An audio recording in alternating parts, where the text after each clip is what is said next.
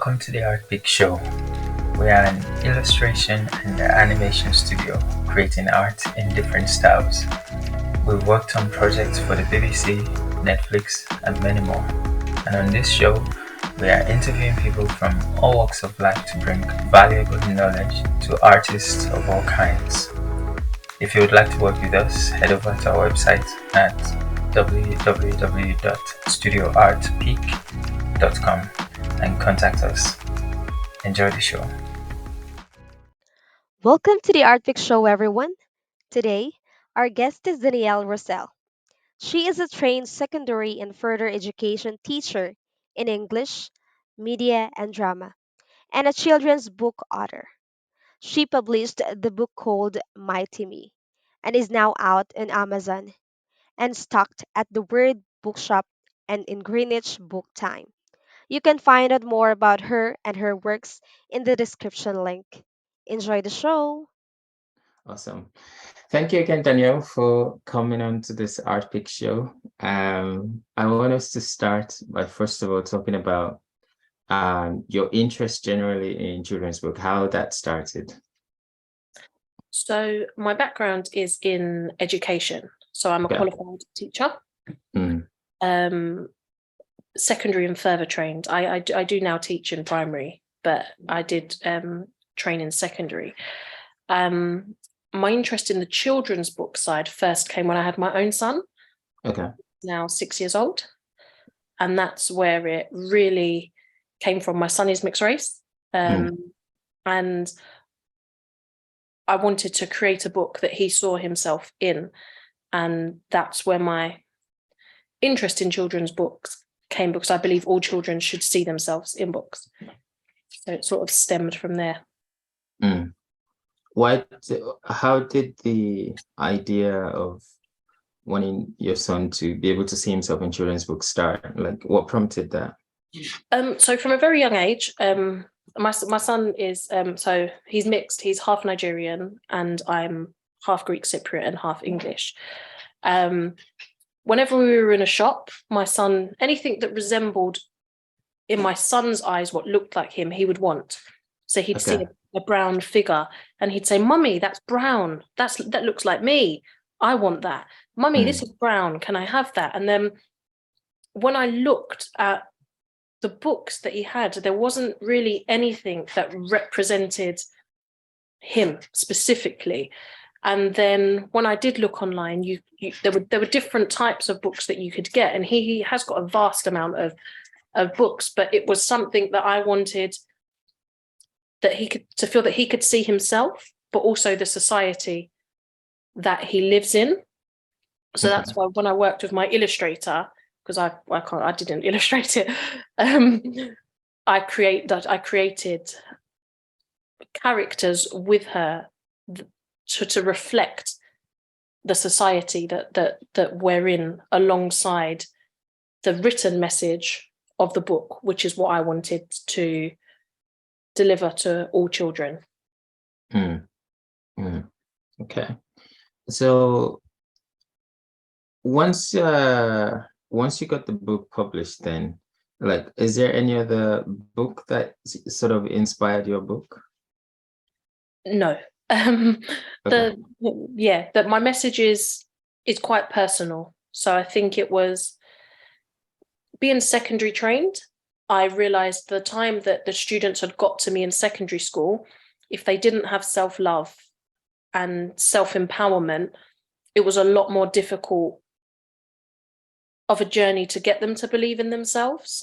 And with my own son, I noticed the way that I spoke to him was the way that he viewed himself. So I created that as in empowerment for all children. So there was no other book. It was just my own journey. Sweet. Now, Danielle, you might not realize this, but when people have ideas for a children's book, not everybody is able to take the next step, right? Some people will have, like, I have business ideas, for example, and I haven't been able to action all of them. I wish I had more time. But what was it for you that made you go to the next stage of having an idea and then taking the next step, whatever the next step might have been, which we'll get into later anyway? I really believed in the message of my book, and Okay. that was it. So I knew I had to focus and do whatever I needed to do to get this to become a published book. And I do pray. So that was also a part of the journey of the book. How does prayer help you in publishing? It's about, if this is my purpose, the Lord will guide my steps, in my opinion. And that's where it came from. I see. Cool. Okay, so you got the idea, and now what did you do next? So I originally wrote the book during lockdown. Okay. So I sort of sat down and was like, okay, I'm going to write a children's book. Some people say I'm quite creative, like my undergraduate and my qualifications are teaching English. So I suppose I have that advantage with the creativity and being able to write. So I sort of wrote the book. I then mapped out the ideas of the illustrations of what I wanted the characters to look like and what I wanted them to represent. And I sat on it for a while, and then I thought, if this is going to become a reality, I need to move. And yeah, I think that's what it is. But it's about having that self-belief, because I understand you're an illustrator. I struggle to draw a stick man. So there was no way I was being able to illustrate this book, and the illustrator come at quite a cost. So it was about, I really had to believe in the book. And I say to everybody, it's not the money, it's the message. And that's what it is. So I don't look at this as a product. I genuinely, in my heart, want all children to receive the message that they are enough. And that was enough for me to say that even if this wasn't a successful book, the fact that one child, two children, 5 children, 500 children would receive that message, that was enough. I deliver assemblies. I go into school and deliver assemblies. And I don't know, that's enough for me to know that it was money well spent, that children will receive the message that they are enough and they are their own superpower. Yeah.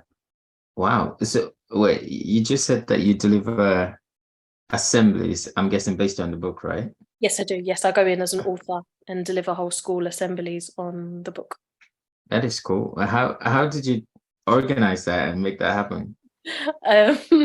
So I contacted schools. I just sort of popped an email saying, this is who I am, this is my book, this is the message of the book. Would you like to meet me? And by the grace of God, I was in 2 schools last week. And I've got 3 schools for around World Book Day, and I've been booked for a camp in February. So yeah, it's That's all exciting. Yeah. How long is the camp for? The camp, I'm just doing it for a day. So they've got a camp book day, and yeah, I'll be going to deliver workshops, book signing. So they're purchasing copies for each child. So I'll sign the copies of the book, photos. So it's a bit surreal, because I'm kind of like, but why would they want a photo with me? But yeah, so it's just a day. It's a day at the camp with them. That's pretty cool. What's the camp's name? It's called Camp Elite. Camp Elite. Yeah, Camp Elite. That sounds pretty cool. Yeah, it's very excited. I'll be there on the 15th of February. Nice. So one more thing before we continue again. You said that after you finished writing the book, right? You sat on it for a while. Now, I would like you to explain to us how long that while is, because sometimes so I am an aspiring director, right? But sometimes I have to write my own script. And in the past, when something took me too long, like to make, I just feel like if it was somebody else now, they would have gotten this thing done within a matter of minutes. And here I am taking whatever amount of time it took me to make it. But then when I watched a masterclass by a really good Hollywood writer, and him explaining that some days he's only able to write one word on his script and he counts that as successful, he still feels encouraged, and that sort of encouraged me. So just in your own way, like how long was that wait before you finally To me, I think moved it to was a the next process step? of standing still. So with Okay. what you just shared, I always share with pupils I come across, if they're struggling with something, that it's the same. If you can write one word, that is one word more than yesterday. Just don't stand still. And that's the risk, that if you stand still and if you stop, that's when everything stops. And I did, because I was a bit lost. I kind of thought, what do I do with this book? And I think it was more the prices I was getting for illustrators. I kind of was like, this is a lot more expensive than I thought this would be. Right. And that's what made me stand still. And I stopped, and it was a few months. But like I said, I do pray, and it was something that I thought, I can't, I'm going to have to close my eyes and pay for it. Once I did that, the process has been continuous. There is always something new. And even now that it is a published book, there are different avenues I'm now going in the direction with the book, like giving workshops, going into assemblies, and that original cost is now in the past. Whereas like all rights of the book belong to me. So any profit that does come from the book, or any revenue that does come, is mine. Yeah. I wish I had some bells that I could just ring out to say, yes, people, if you hire illustrators, don't worry, you will cover your cost eventually. Okay, so let's move on to how you then found your illustrator. How did you find your illustrator? You said you were reaching out to lots of different people to getting different prices. So if you look at this, I don't know if you're going to see very well, but it's not on my book. I thought it was on my book. Oh, it's on the back. So this is my book, and I got my illustrator from here. They're called, but they're Bear With Us. So they imprint their own watermark on the copies of my in my book. Okay. But that's where my illustrator came from, this company. Okay. So I worked with them, I guess, for the whole package. So they, like my book, they've made it into a real life book. And my illustrator is based in America. Okay. So obviously I'm in London, she's in America.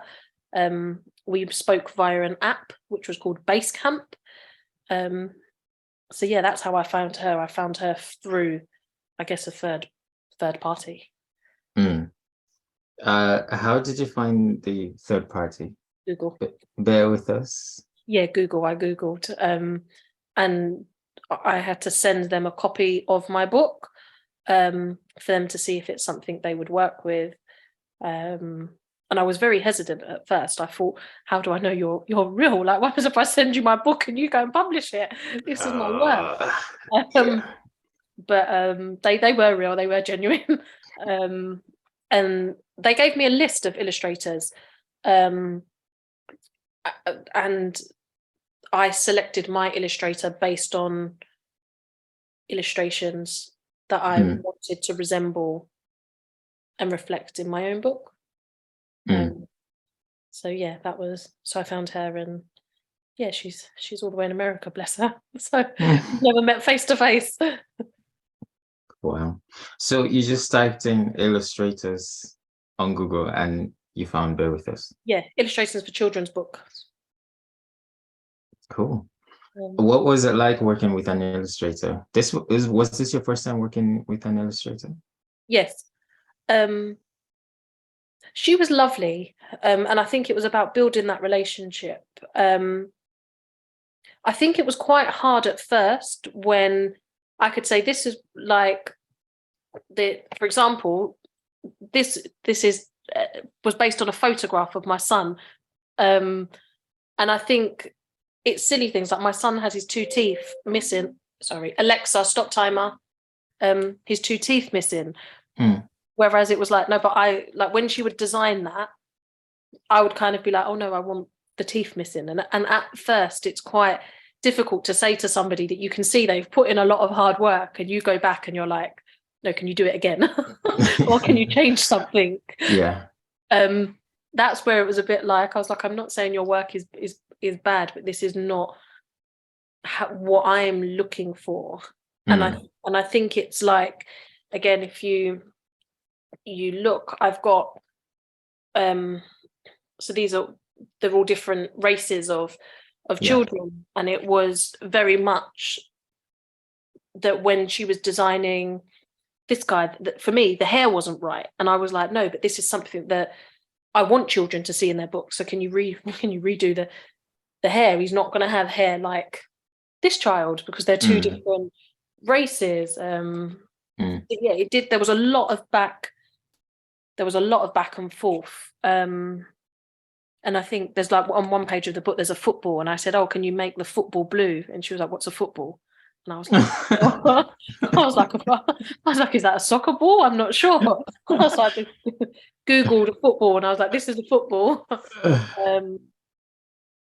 But it was a good experience. And I think she was very willing to make the changes. So she's like, okay, yep, I get that. I understand why you want that.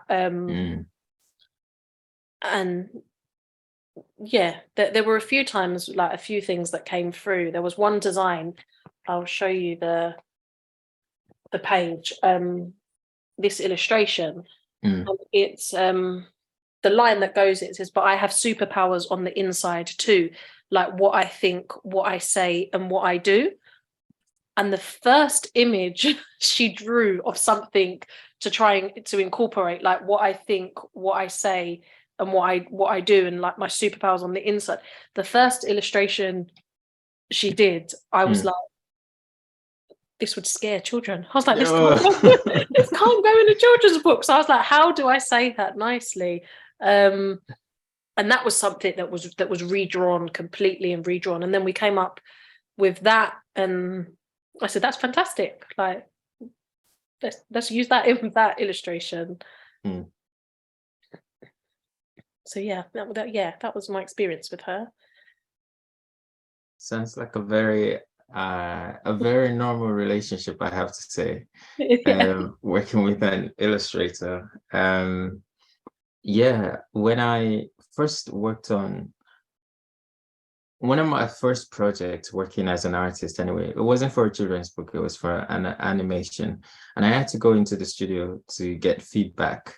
And you are right, actually, I was just starting out, right? So getting those feedback after putting so much effort into it, it was a bit crushing because it was like, oh gosh, I have to do this over and over and over again. But then the more projects you do as an illustrator anyway, the more projects you do, the more comfortable you are with those sort of feedback.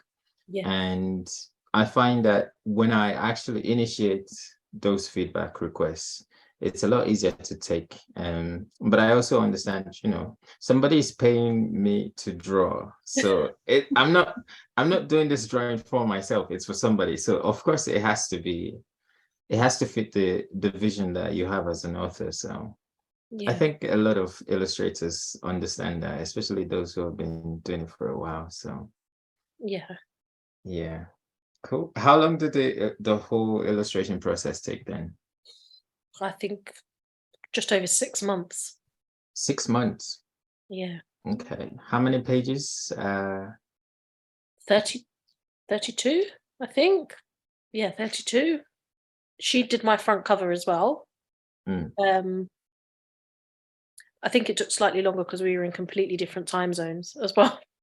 So she'd be sending me things that would come through at my phone at 4 in the morning, and then I can't look at that until the evening the next day because I'm busy during the day. And then I'd say, hey, can you make this change? And she's seeing that at 6 p.m. UK time. And so I think that's why our journey was a little bit, I don't know if that's normal or not, but I think potentially. I mean, for 32 pages, I think that's quite good. Oh, is that good? Okay, yeah. Well, I mean, some illustrators may be able to work faster. I don't know, but I think that was really good. Yes, I think, yeah, it was a bit of a process. I don't understand much about illustrations, but I know that she said that like all of the illustrations are based with this sort of figure or something. So I think it was a lot easier for her to apply it. I'm not really sure. I don't like they obviously all feature throughout the book, but I don't really understand too much about how it was. She was very talented. She drew with pen on paper at first, and like she would send me this, and she'd be like it would be a rough idea, but I'd be like, wow, like you can really draw. This is incredible. You've done that with your hands. And then when she would create it on, I guess, software, if that's the right word, it became more life. And then it was the stage of adding color. So it really was a nice process to see. And I think, yeah, it was more mind-blowing to see, like, if we were having a conversation, I'm assuming she'd just pick up a bit of paper and she'd be like, what is this what you mean? And would scribble it down. And I'd be like, wow, that's incredible. You're very talented. So yeah, so I don't know if she illustrates full time. I don't know much about her, really. Maybe you guys might. Are you planning on doing a series? All right, and yeah, a few people have mentioned a second book, and some of the schools that I've gone to, and then I do have the feedback that I've received a few times in terms of, so it probably does look quite stereotypically boy orientated. So people were like, why don't you do like a pink version and things like that? And I'm like, a pink version is going to cost me a lot of money. It's not as easy as, hey, can I just have this in pink? So there may be a few. I do have an idea for a second book. Okay. But it's just the process that I go down, I guess. When was Mighty Me published? 2 years ago. 2 years ago. Okay. Yeah, 2021. So yeah, it's because we're just coming into 2023, but yeah, so nearly 2 years ago. Okay. Cool. So now that the book was, after you finished finished illustrating the book, what did you do next? So the book then went into a process of formatting. Okay. So it was to get the book to look like a book, I guess. But that again was all done within Bear With Us. Okay. So they had a company that would format the books. They sent me the files. They recommended a printer, and they sent me a sample copy. And then I authorized 100 copies to be printed, and it went from there. So that once I moved, everything moved quite quickly. Right. So as soon as you said it was okay for them to send to the printer, they printed and you got the package to your house. Yeah. So I got a single proof copy. And then I said, yep, no, that's fine. I'm happy with the quality of the book. Ordered 100 copies, I think within 7 days, 5 to 7 days they came. And yeah, that was it really. That's pretty cool. Okay, so the book is done, and now I'm guessing the next stage was about sending the book out, right? Yeah. Okay, what was that like? how do you do that? Because I'm guessing it's still an ongoing thing, because that's why the book was made in the first place. Yes. So I say I made the mistake of doing this because so I printed 100 copies and I sold them signed. So I don't know if you can see, they say signed by the author. So they were just signed, like I think this is, it's just signed on the inside. I'd write messages to children and sign them. And I have no proof of those sales, if that makes sense. Whereas now it's on Amazon. So Amazon are my platform. So I now have proof of these sales. And that's a lot better, because those 100 copies that I just sold, I don't have those 100 reviews on Amazon. I see. That's where I don't have the proof. So that's why I say it was a slight mistake for me, really, because at first the books were flying off. Like they went into 2 bookstores, they went into a shop near me, and they were just selling. But it was like, when I'm going to schools being like, oh, my books really sell. Wow. Oh, you've just got my word. I could have said I've sold 5 million copies and I have no proof. So I probably should have used Amazon. But Amazon takes 60%, which is a lot. That is a lot. Yeah, 60% to them and not even to me. But that's what put me off at first. But in hindsight, it's better because they're my platform. To have Why is it better? Because when you do approach schools, and like, if imagine if I said I've got a #1 bestseller on Amazon, that would sound incredible. Whereas these books that I've sold, I'm never going to be a #1 bestseller on Amazon unless they're selling on Amazon. Even if I sold 5,000 here, I'm not a #1 bestseller on Amazon.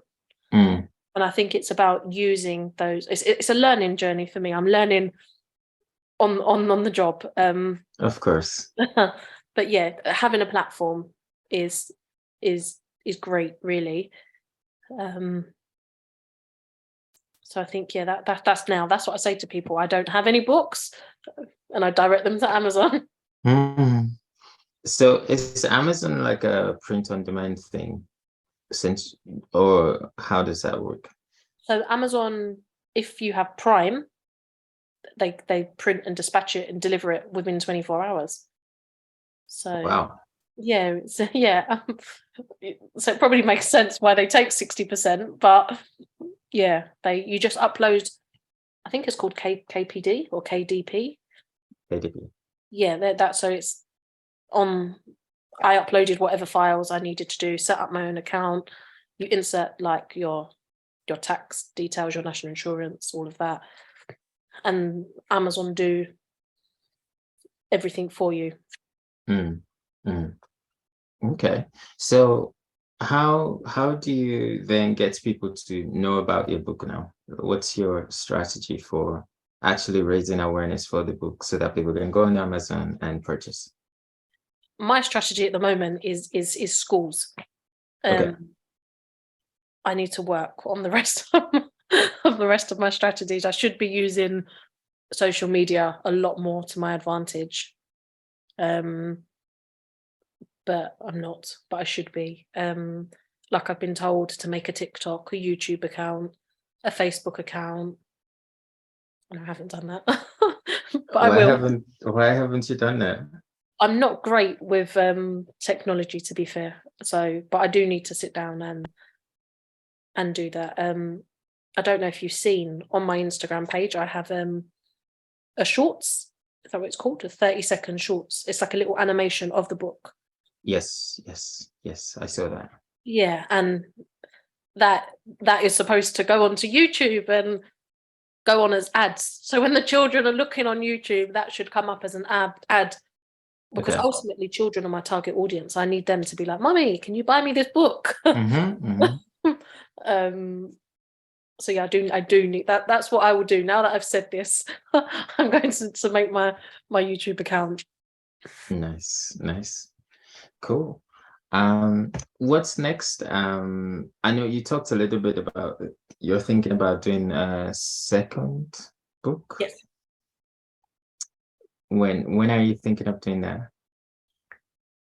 I always say to people, once this book stands successfully by itself, because I no longer have to invest money, but I do have to invest my time. And once this becomes successful, like I'm going around into schools, and it then appears in newsletters. So it goes. I guess it's advertising that if there are 500 children in a school and it goes in a newsletter with the Amazon link, it's 500 sales that I could potentially get. And that's my focus at the moment, trying to make this secure, where my physical presence and not a lot more of my time needs to be invested, because I'm only one person. So to try and promote 2 books is just not really, they won't both become successful at the same time. I see what you mean. I see. Okay. So for now, you're just focused on making this part 1 good, and it's able to sustain itself, essentially. Yes. Okay. Cool. And where can we find information about the book, just for our listeners to know, and how people can also follow your journey? It's on my Instagram, so that's at Miss Danielle Russell. That's the only social platform I have for it. So everything is on there. I think that's the only way to find it. There are bits about my journey on the book, and there are snippets of like the illustration process. There's a picture of I don't upload my son's face. There's an emoji over his face, but there's like the reason behind my inspiration. So there are different parts of my journey on my Instagram page. Okay, cool. And if there was one piece of advice you would give to somebody who is currently thinking about writing a children's book, looking back at all the lessons that you learned, all the different things that you tried that probably didn't work, and now you've overcome that, you understand what works, what sort of piece of advice would you give that person who has an idea, but it's like, I don't know how I'm going to do this, all those kind of thoughts? Don't be put off of the costs, whether it is the cost of the illustrator or the cost of the percentage Amazon are going to take. I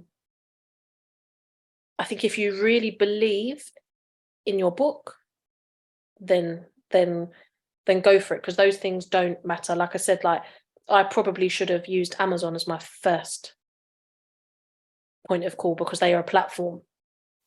And in terms of like, yes, the illustrations were expensive, but I own complete copyright to the book. So like, it's not now that like, even if I sold 5 million copies, I've paid my illustration costs.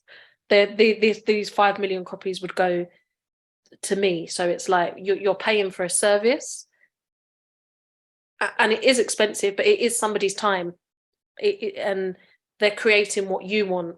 And that's, yeah, I'd just say don't be put off by the costs. Yeah, that would be it, whether it's costs of creating it or percentages being taken from it. If you really believe in your book, go for it. Awesome. Can I ask, what was the cost of the illustration? It was 32 pages. Was that 32 pages of illustration?